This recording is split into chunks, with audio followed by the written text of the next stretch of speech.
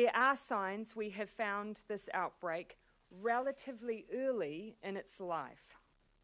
While the first case we identified tested positive this Tuesday, extensive testing and contact tracing has since determined that the earliest case we have found to date was a worker at the Americold Cool Store in Mount Wellington who became sick on approximately the 31st of July.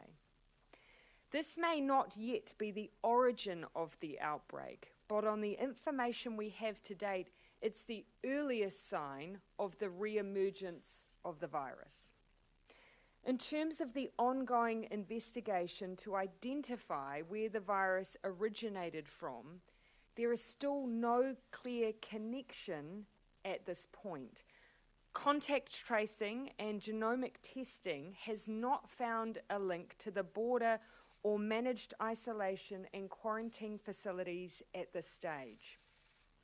The sequence of the virus from the current outbreak is not the same as the sequences from community cases in our first original outbreak in New Zealand. This suggests this is not a case of the virus being dormant or of a burning ember in our community. It appears to be new to New Zealand. In terms of wider surveillance, since I made the announcement to move alert levels on Tuesday, we have tested more people than in any other time we have had COVID in New Zealand. We have stock for a further 303,000 tests currently in New Zealand. The Level 3 restrictions and the speed in which they were implemented will have made a material difference in containing the spread of this outbreak. So will everyone's compliance with those restrictions. Auckland travel data yesterday, the first full day of Level 3, shows a 60% reduction in travel compared with the last 3 Thursdays, which is even less travel than at Level 3 last time, which just demonstrates the incredible job that Aucklanders are currently doing. This is also what we know. We know the incubation period for COVID-19 and our experience of previous clusters, some of which reached more than 80 cases, means we can expect to see more cases as part of this cluster. It will grow before it slows, and it may continue to be linked to schools, churches and social gatherings as it has done to date. We also know, based on overseas experience and our own, that it is possible to contain a cluster or outbreak without ever being able to identify its origin. What is important is making sure that we establish the perimeter of the cluster and to stop it from growing. To do this, we do need to take into account that all-important incubation period. And so, in keeping with our precautionary approach and New Zealand's philosophy of going hard and going early, today Cabinet has agreed to maintain our current settings for an additional 12 days, bringing us to a full 2 weeks in total. Our current expectation is that by this time, the perimeter of the cluster will be identified, will be isolated, and we can move to Level 2 in Auckland with confidence. That means Auckland will remain at Level 3 and New Zealand will remain at Level 2, the rest of the country, until 11:59 p.m. on Wednesday the 26th of August. We will, however, review these settings on the 21st of August. We want to give about a week's time to see how we are travelling before we review again. I would characterise our approach as short but precautionary hold in an ongoing investigation so that we continue to stamp out the virus. There is nothing to suggest we need to move to a Level 4 lockdown at this stage, as we do not have a number of clusters or unrelated cases. I'll say that again because I've seen a lot of speculation. There is nothing to suggest we need to move to a Level 4 lockdown. Cabinet also does not want Auckland to be in level 3 any longer than is needed to ensure the outbreak is managed. Our intention is that Auckland and New Zealand will quickly move back down through alert levels if we continue on this track. But it is wise to take a bit of extra time. That bit of extra time is our best way of getting out quickly. As always, the best economic response is a strong health response, and short and sharp is best. Lifting restrictions now and seeing a potential explosion in cases is the worst thing we could do for Auckland and the New Zealand economy. At the same time, level 3 does allow us to continue with more activity than a full level 4 lockdown, and I do think that's important to remember. Estimates are that the economy operates at roughly about 80% at level 3 compared to 60% at level 4. I am mindful, though, of the extraordinary disruption to business and the anxiety that this outbreak will be causing. As before, we will use what tools we have to protect jobs, incomes, and businesses, as well as people's health. To provide certainty to businesses and workers, I can confirm today that Cabinet has made an in-principle decision to extend the wage subsidy scheme to support businesses and protect jobs as we undertake the public health measures required to fight the virus.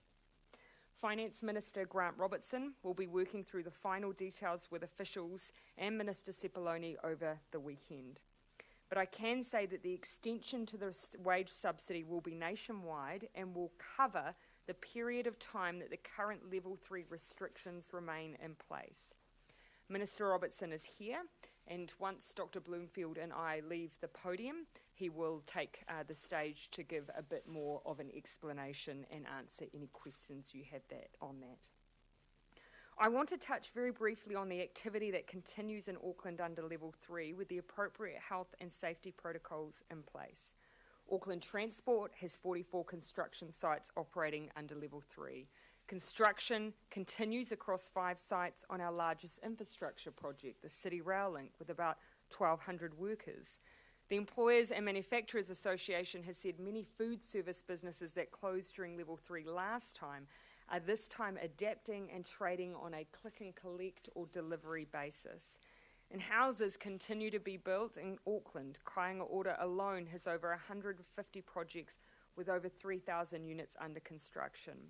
All of this is happening because of the protocols on operating safely at level 3, which includes social distancing at work sites.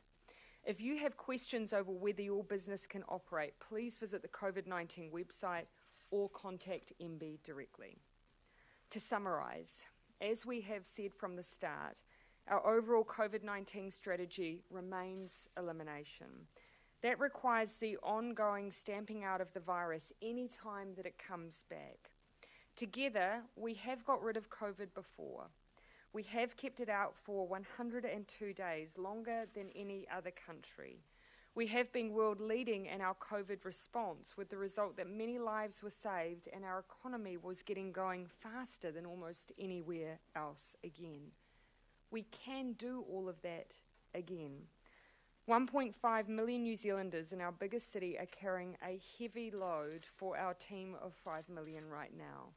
But together, we will overcome an obstacle that we knew had the potential to come our way, which is why we have a plan, why we are rolling out that plan, and why we once again can pull together to eliminate COVID. So here's what I ask today. If you're in Auckland, please stay at home in your bubble. Wear a face covering whenever you leave your home.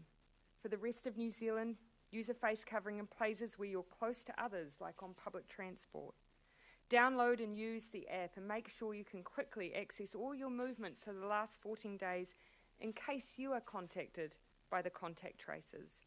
Businesses, please put up your COVID tracer QR code posters. And everyone, wash your hands. Stay home if you're sick. And if you're unwell, get a test.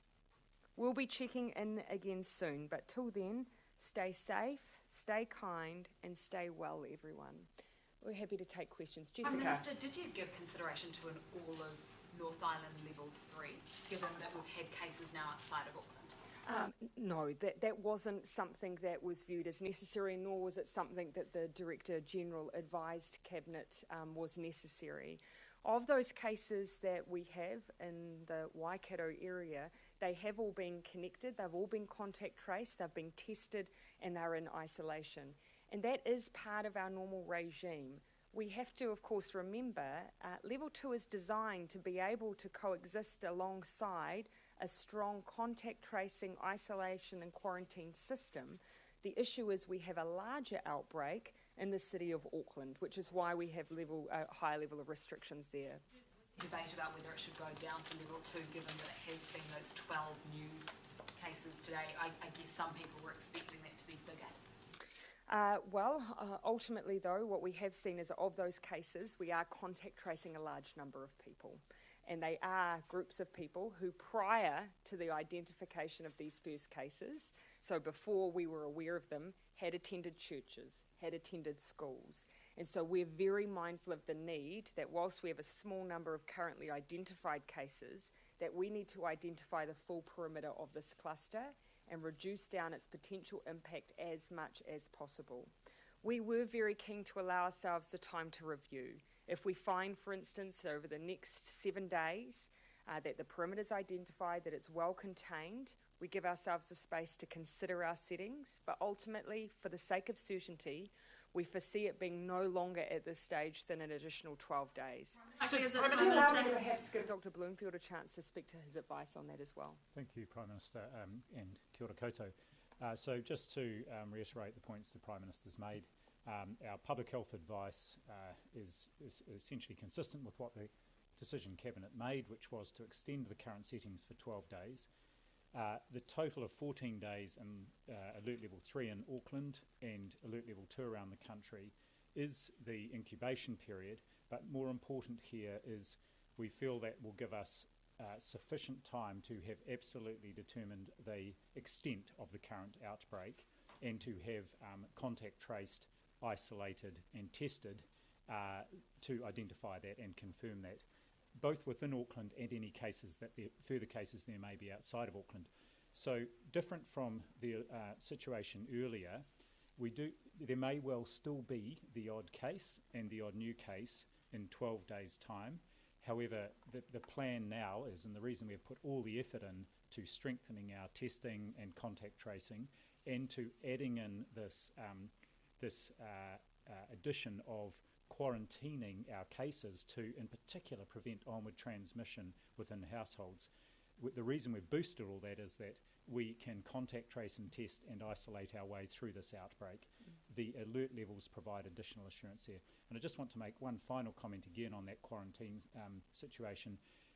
One of the bits of feedback we had is in some of the earlier clusters, we had some families, part of that Maris cluster, who ended up spending 46 days in their home environment, isolated because they kept getting transmission within the family. So one of the key reasons we want to create that opportunity for a very managed quarantine situation for these families affected is so that that doesn't have to happen again. Prime Minister, thank you. How likely is it that we will never identify the source of this outbreak? And can we extrapolate from your comments that given it is a new strain and wasn't lying dormant, that it is linked to our borders? No, because you will have actually heard me say that of the genome testing that's been done to date, nothing actually does draw that link at this stage between the case that we have and those who are genome tested within our quarantine. So at the moment, there isn't that link there. It doesn't rule it out completely, but that is what that testing has demonstrated to date. Source. Yeah, and so this is, we've had a number of theories that we've continued to try and chase down and that we will continue to pursue.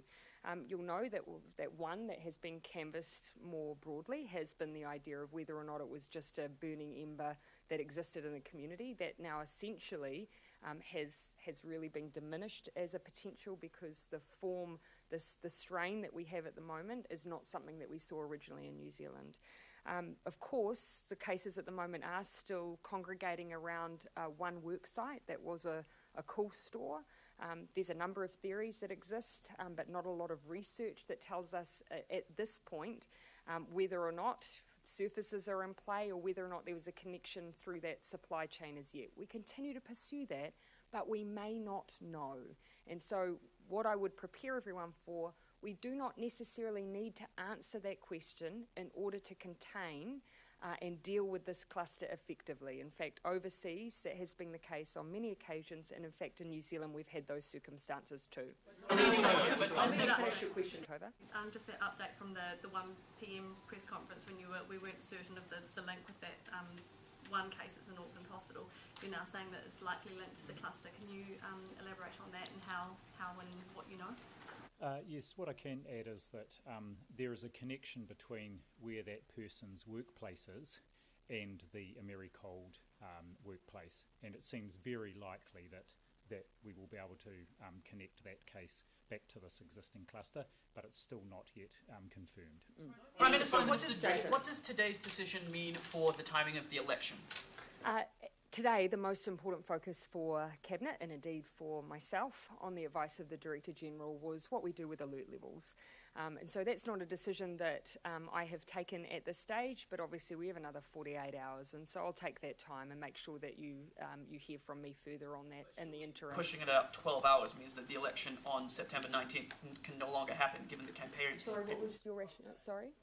12 days, sorry. Yeah. Look, again, the focus here has been making this decision. I will make sure that we have extra detail on the question of the election, but the focus in the immediate point here has been making sure that we make a decision over what's happening for Auckland and the rest of New Zealand. One point I would make is that keep in mind, and I just add this for the benefit of the Electoral Commission, not to predetermine anything with this statement, but the Electoral Commission has done planning around offering an election within a level 2 scenario. I only say that to just remind people that they are taking precautions as well. I want people to be assured that they are thinking about the circumstances for New Zealand, whatever they may be in the future. In the dissolution of Parliament then, so that is something you will make a decision on before Monday morning? Of course, yes.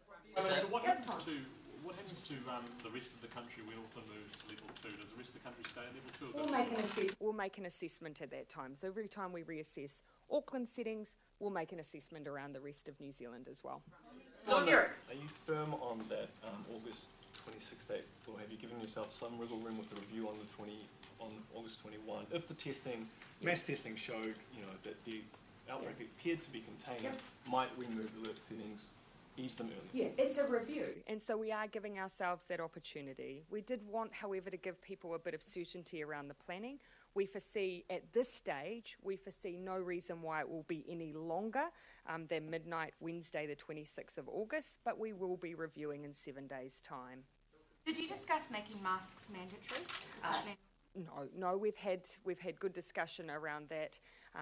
Everyone was continuing to be of the view that we need to continue to encourage their use, make sure there's provision for their use, and we'll keep that under advisement, but at this stage people were satisfied with that decision. Did you decide not to move Tokoroa into a higher alert level, given the 2 cases there? Yeah, at this stage, of course, those cases are very clearly and directly linked to the travel and socialising of one identified case. They're being identified through contact tracing. They were proactively tested through that process and then isolated and quarantined. So that has actually been all in keeping with our plan as cases emerge or if we have an outbreak. The reason we've treated that differently to Auckland, of course, Auckland is the source. It's where we're predominantly seeing the infection. It is where we're primarily still determining the perimeter of the cluster. But Director General. Can I make an additional comment on that? One of the things that's really encouraging in this outbreak is not just the testing that is happening, but how early on in their symptoms people are coming forward to be tested. So the cases in Tokoroa came forward to be tested on Tuesday, symptomatic, even though their exposure had just been on the weekend. And so this is a really critical measure for our success in being able to rapidly identify cases, isolate them, and then contact trace. And as I said at 1 o'clock, we already know that of the many hundreds of people we have followed up as contacts, we've had over 83% of them contacted and isolated within that 48-hour period, which is great. Yeah. So don't we have to identify the source of this in order to have confidence that we won't see a repeat? No. Not necessarily. What also gives us confidence is the wide range of testing, and you will see here the fact that we've had 30,000 tests and are still identifying cases that are all traceable and connected to this cluster. So that's one thing that gives us confidence. Time gives us that additional confidence, because if there were additional cases, we would start to see those arise as well. And thirdly, our own experience. We have had clusters before where we haven't always been able to identify the source, and indeed overseas you see in the likes of, from memory, Dr. Bloomfield, Germany, I believe, has had clusters they've managed and contained where they haven't always been able to identify the source. It is still preferable, and we will continue all of the investigatory work to try and determine that, but it may be the case that we don't, and that wouldn't be a reason not to lower our alert level.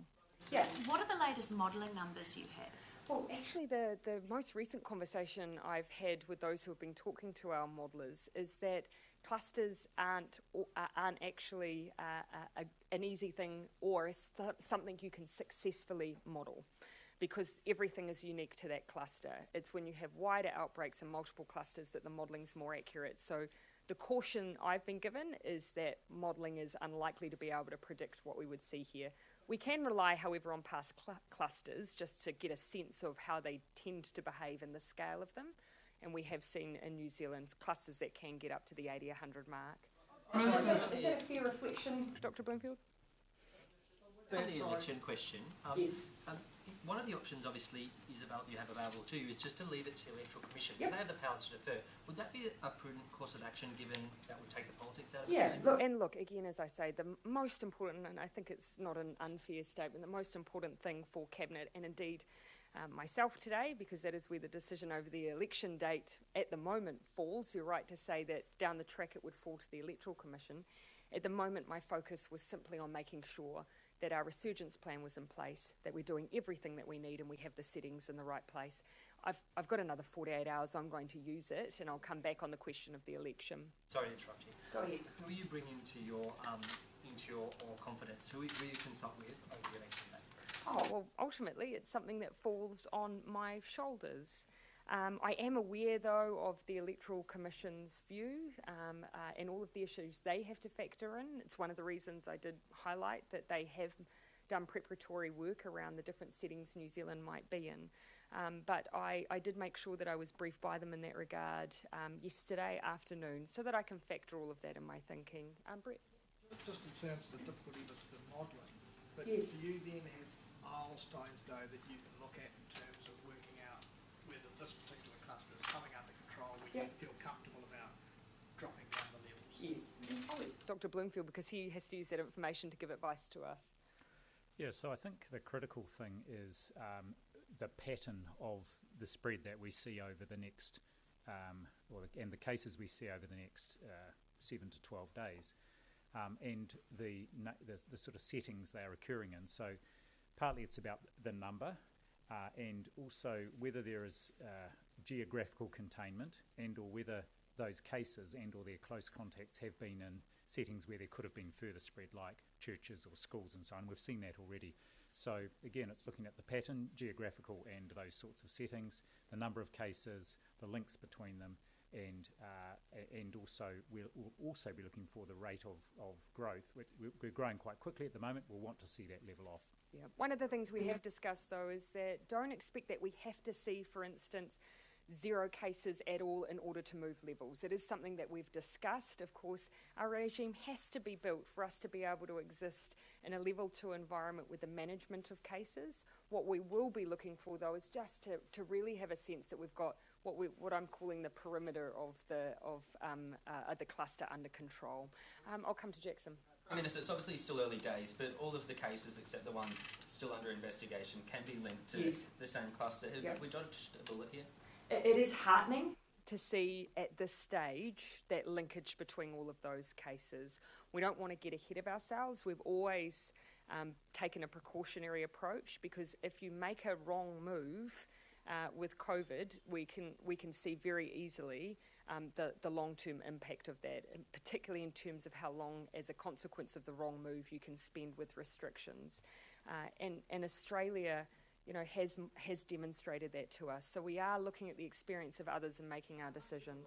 Situation in Melbourne playing in influencing your decision to go hard very early? We're evidence-based, and so you would expect us to look overseas at what other experiences have demonstrated, the likes of Hong Kong or the likes of Australia, where they have taken a little bit more time and existed with a more open environment while they've determined a perimeter of an outbreak. Our view is it's better to assess that with restrictions in place, so ultimately you can get back to freedom faster. That's our approach. 30,000 tests. Sorry. Yeah, well, sure. Thank you. Of the 30,000 tests, what portion were done in Auckland? Forgive me, I don't have a breakdown with me here. I do know that we have that, though, by DHB. We can provide that. I wouldn't be surprised if it's provided publicly. Yeah, my understanding, it's about half of them, so at least 50%. Yeah. After the 1 p.m. update, were you provided details of further testing results, or are you still relying We're sticking to the 1 p.m. Sticking to the 1 p.m. further positive? I would say that there's, again, the pattern that we're describing here has not changed. On the wage... So the pattern of the cluster has not changed. Yeah. On the move to a level 4, what are the criteria or the thresholds we should watch for if we need to go? A good question. Nothing obviously that we're seeing here, but you'll remember that the criteria for level 4 is, multiple outbreaks, multiple scenes of community transmission, just a much larger scale than what we're dealing with here. Yeah. Just on the extension of... Does this set a precedent? So. Just on the extension. Just on the extension of the wage subsidy scheme, have you got any indication about how much extra that's going to cost? I don't want to steal the thunder of the Minister of Finance, who will take the podium immediately after we've completed questions. But remember, we do have an underspend currently for the second extension. We had an estimate that it would be roughly 2.6 to 3.9 billion in terms of the drawdown on that. It's actually come in closer to 2. So there is already an appropriation that we can draw on for a wage subsidy extension. With a third of the population now in much more severe restrictions for a much longer time, could New Zealand still consider itself a team of 5 million? Yes. Not everyone in a team is on the field at the same time. And, some of us currently are on the sidelines really rooting for those who are experiencing that level of restriction. And that's why I just ask the rest of the team to be really supportive, just to be mindful of that. If you know people in Auckland, particularly if you know people who are isolated, do reach out to them. Level 3 is not the same as level 4, though. We have a much higher rate of economic activity, much more people who are safely in the workplace. But that doesn't mean that there won't be people experiencing loneliness, anxiety and hardship. So we do need to make sure we look after each other. Does this set a precedent here so that people can understand how future decisions will be made? So if 4 cases show up in Dunedin next week, could they anticipate 2 weeks of level 3? No, not necessarily. And of course, we still apply to these decisions the framework for our levels, and they have a description over under what circumstances we would move either regions or the country. And so again, what's happened in the Waikato fits with level 2. We know that they're linked, they're contained, they're isolated. It's a similar scenario, a cluster, what appears to be an outbreak, an unknown outbreak, beginning of another cluster in Dunedin in a week's time. Should they expect to move level 3 immediately? Again, very much depending on the scenario, because at the moment what we have is we don't have the beginning of the chain, which creates much more uncertainty.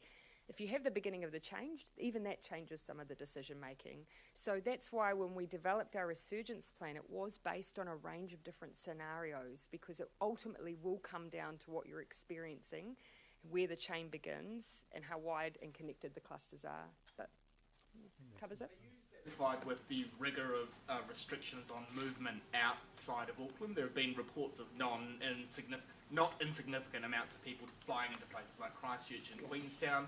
Might use the government sort of intervene and one of the things that we did last time was we did allow enough time for people to relocate. And so that sometimes took a little bit longer than when the orders came in. What we're going to do over the weekend is look at the way that this is operating at our road checks, And we'll also have a look at the way aviation is working. I'm picking up on some of the anecdote that we're hearing, so we will reflect on whether or not we need to look again at the way we're operating that at the aviation border. Just on that, do you have any evidence yet in terms of whether those passenger flows are tracking with what you would expect for purely residential movements, people returning? Well, we know that from within Auckland, it's actually lower than it was last time we were in level 3, so that gives us something about the intra-Auckland regional travel. I don't have the data around between regions, but it is something we'll look at, and we are over the weekend reviewing some of that. Just mindful of the time, I'll take a couple more questions and then hand over to the Minister of Finance. Jenna? Mine can go to the Minister of Finance. Okay, great. Are you happy with today's decision? How did it stack up with the advice that you gave Cabinet this afternoon? Oh, well, as I said earlier, it follows very closely the advice we gave, actually. And I should say that whilst the advice is under my name, it's not mine alone. I had a conversation this morning with my Chief Science Advisor, Dr. Ian Town, Dr. Caroline McElnay, the Director of Public Health, and they had worked with our team. We're in constant dialogue with the Public Health Unit in Auckland, meetings with them at least twice, if not 3 times a day. So it's a full range of advice from a lot of good people. The Prime Minister's Chief Science Advisor has been actively involved in the discussions as well. So I think there was a very strong consensus on what our public health advice was, and that's very much informed the Cabinet decision. Then it's our job as a Cabinet to balance that against the economic impact on the Auckland region and the rest of New Zealand as well. And that's what Cabinet's job is, to then weigh up those 2 decisions. But our view is a strong health response is the best thing we can do for the economy. Benedict. So was it unanimous at the Cabinet table today? Yes, Benedict. What was your view on the interview that Winston Peters gave last night for Australian television? You will have already heard me speak to what the evidence is telling us. And the evidence is telling us at the moment that none of the genome testing that's been carried out to date and that is available to us of those cases we've had in our managed isolation can currently be linked back to the cases we have. And so that's the evidence that we have, and so that is what I'll be basing all of our decisions and assumptions around.